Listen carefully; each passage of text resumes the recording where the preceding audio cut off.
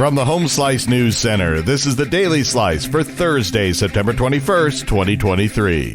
I'm D-Ray Knight. This is what's going on. The man involved in a shootout with law enforcement during the Sturgis motorcycle rally entered not guilty pleas to all the charges against him on Wednesday. Wyatt J. Fluty is facing 6 counts in relation to the incident on August 9th. Fluty was shot by law enforcement. No one else was injured. He appeared in 7th Circuit Court in a wheelchair in front of Judge John Fitzgerald. Fluty is charged with 2 counts of attempted first-degree murder, one involving a state trooper, the other a private citizen. He also faces commission of a felony with a firearm, attempted grand theft, unauthorized ingestion of a controlled substance, and illegally being in possession of a firearm with a prior felony. He will have a status hearing on November 1st. Fluty remains in the Meade County Jail. It's been a busy few days in criminal court here in Rapid City. Amy Rose has the details. 50-year-old Philip Chips of Amsterdam, New York, made his initial court appearance Tuesday. He's accused of fatally stabbing another man.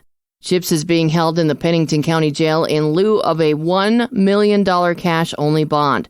If convicted, he could face either the death penalty or life in prison. Also, the 2 suspects charged in connection with another death in Rapid City made their initial appearances. Jacob Jumping Eagle, who's 29, and Craig Returns from Scout, 28, are charged with first-degree murder in the death of Glennard Gunn. Gunn's body was found in an alley behind the 100 block of East Boulevard North early Saturday morning. Bond for the pair was set at $2 million each. The men, if convicted, could face either the death penalty or up to life in prison. Rapid City Police are investigating a hit-and-run that has claimed the life of a motorcyclist. On the evening of September 13th, a biker was found injured at the intersection of Haynes and College Avenue. Evidence collected at the scene indicates a second vehicle was involved.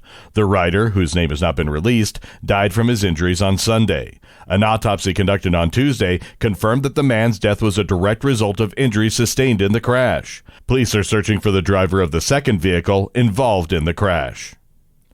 In national and international news, the Senate has confirmed General C.Q. Brown as the next chairman of the Joint Chiefs of Staff, putting him in place to succeed General Mark Milley when he retires at the end of the month.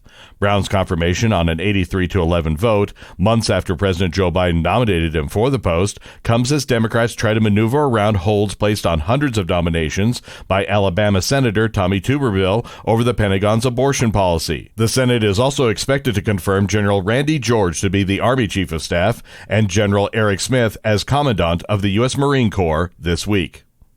The leader of Ukraine is visiting Washington, D.C. today. Amy Rose has the story. Ukrainian President Volodymyr Zelenskyy is returning to Washington for a whirlwind one-day visit.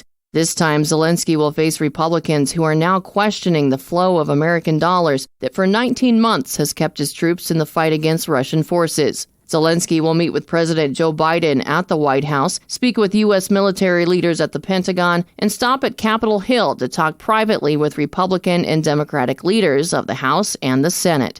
It's Zelenskyy's second visit to Washington since Russia invaded and comes as Biden's request to Congress for another $24 billion for Ukraine is hanging in the balance. Detroit car makers are announcing more layoffs that they blame on the fallout from the United Auto Workers strike. General Motors said Wednesday it idled a plant in Kansas with 2,000 workers because they don't have the parts to work with. The plant that makes those parts is on strike. And Stellantis, the maker of Jeep and Chrysler, says it expects to lay off more than 300 workers in Ohio and Indiana.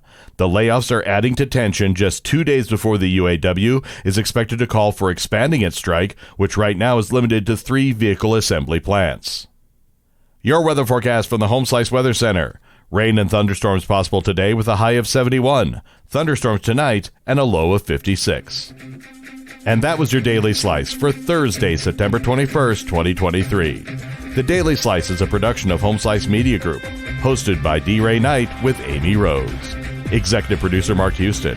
Engineered by Chris Jacquez. I'm D-Ray Knight. Have a great day.